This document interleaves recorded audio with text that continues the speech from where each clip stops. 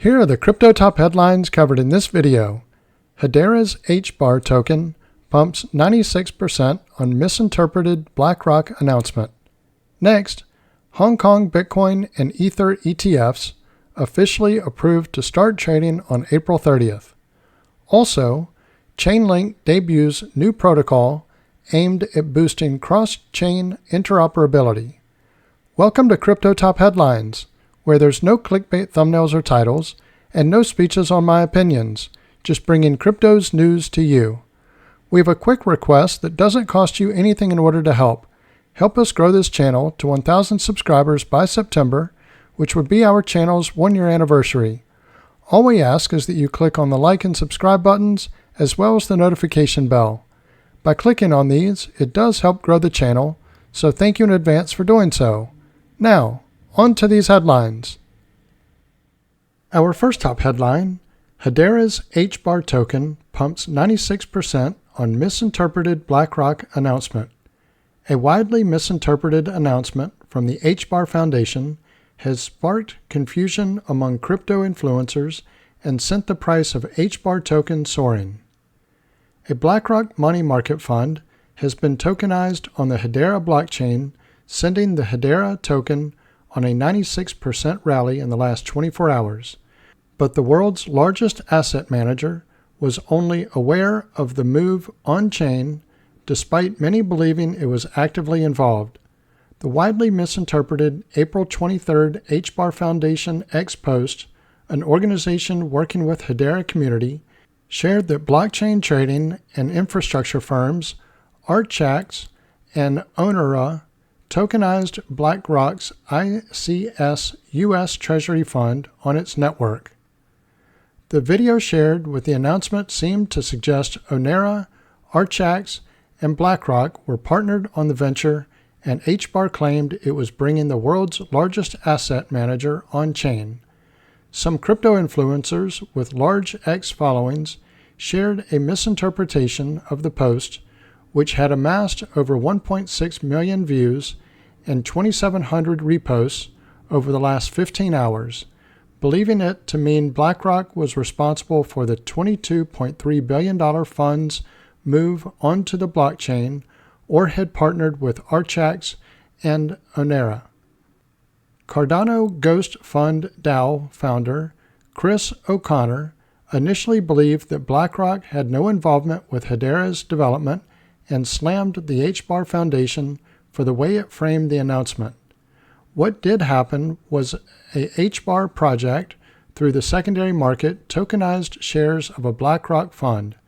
Much like I can buy a Rolex, take a picture and post it on my X account. Doesn't mean Rolex partnered with me.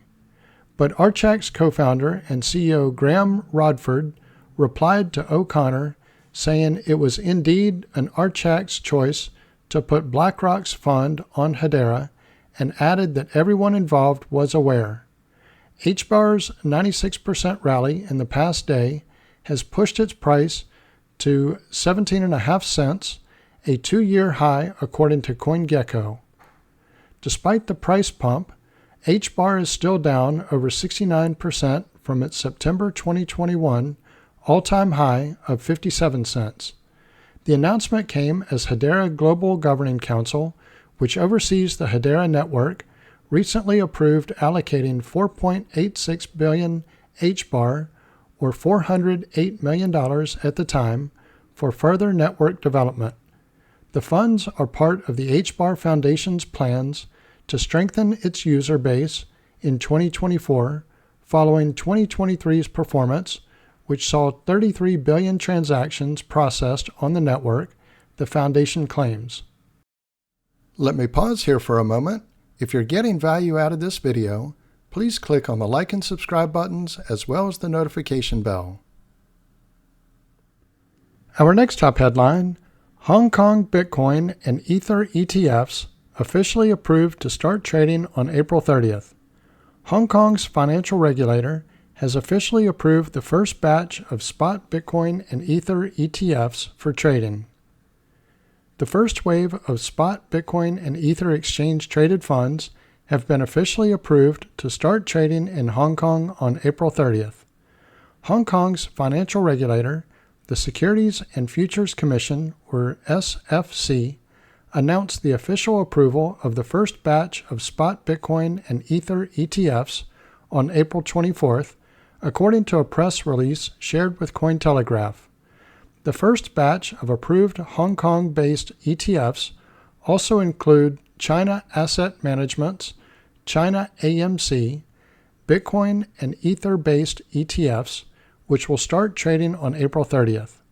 The ETFs will offer retail and institutional investors a safer and more convenient way to invest in the underlying digital assets under a regulated framework, according to Thomas Zhu, Head of Digital Assets and Head of Family Office Business at China AMC.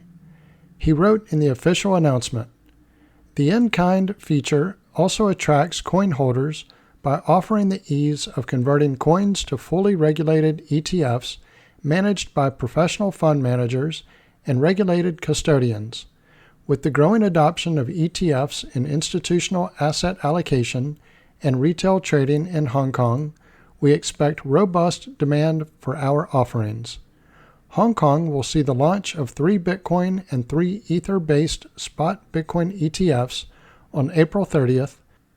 Unlike the cash creation model of the United States spot Bitcoin ETFs, Hong Kong aims to offer in-kind creation models for ETFs that enable the creation of new ETF shares by using BTC and ETH. Hong Kong's in-kind ETF creation model could be a significant opportunity to considerably increase assets under management, or AUM, and trading volume for these products, according to a research note by Bloomberg ETF analyst Rebecca Sen, shared in a March 26th X post by Eric Bachanas. Hong Kong is aiming for in-kind creation of the ETF, unlike the U.S., where the transaction is cash only. In the U.S., it's cash in, Bitcoin ETF out, while Hong Kong aims for Bitcoin in, ETF out. This could be an opportunity for the market. Hong Kong ETFs could see a potential fee war. The launch of the first ETFs in Hong Kong could lead to issuers racing to offer the lowest fees to customers, according to an April 24th X post by Bloomberg ETF analyst James Seifert.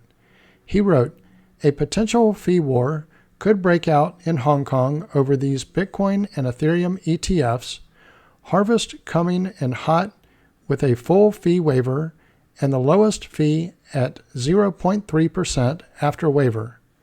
The fees for the first ETFs are already lower than previously expected, which is a promising sign, according to Eric Bachanas, senior ETF analyst at Bloomberg, who wrote in an April 24th X post, "Fees are 30 bips, 60 bips, and 99 bips, which is, on average, lower than we thought. Good sign." Our next top headline, Chainlink debuts new protocol aimed at boosting cross-chain interoperability.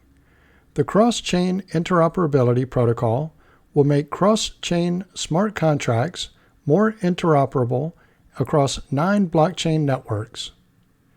Chainlink's cross-chain interoperability protocol, or CCIP, has entered general availability with the aim of fostering more cross-chain connectivity.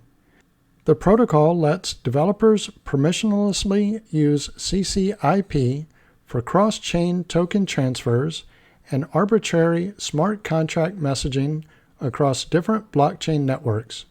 The developers will also be able to send and trigger function calls on smart contracts deployed on other blockchains, making cross-chain smart contracts more interoperable.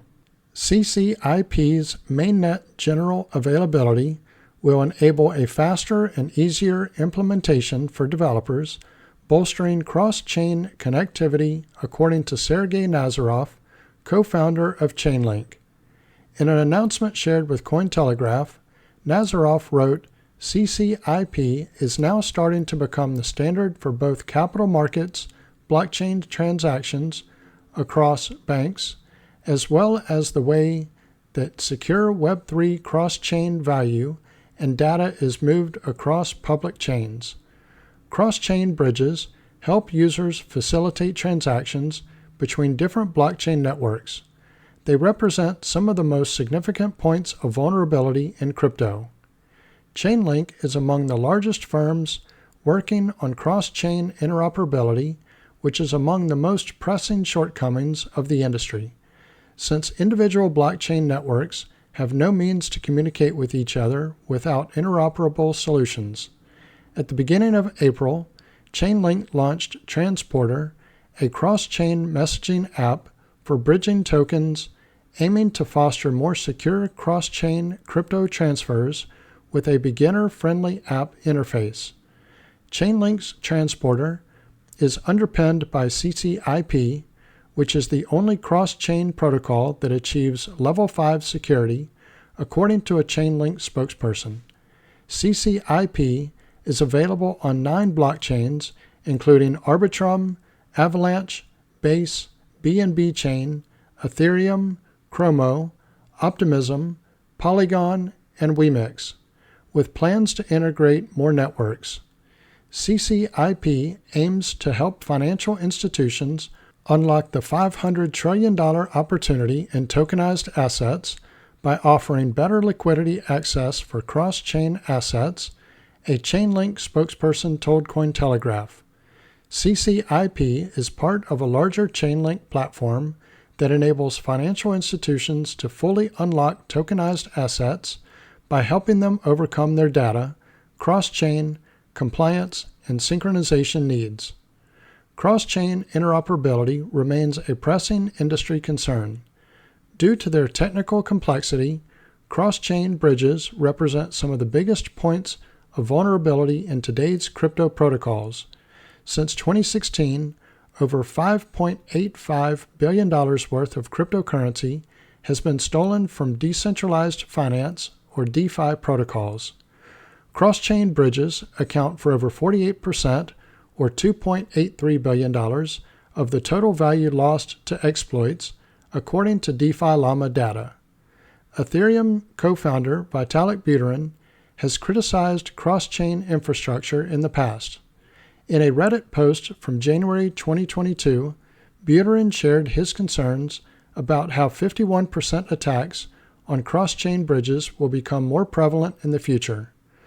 The more usage of cross-chain bridges and apps there is, the worse the problem becomes. No one will 50% attack Ethereum just to steal 100 Solana-wrapped ETH, but if there are 10 million ETH or SOL in the bridge, then the motivation to make an attack becomes much higher, and large pools may well coordinate to make the attack happen. So this concludes Crypto Top Headlines. If you haven't already done so, don't forget to click on the like and subscribe buttons as well as the notification bell. Also, leave your thoughts in the comments and share this video with your friends and family.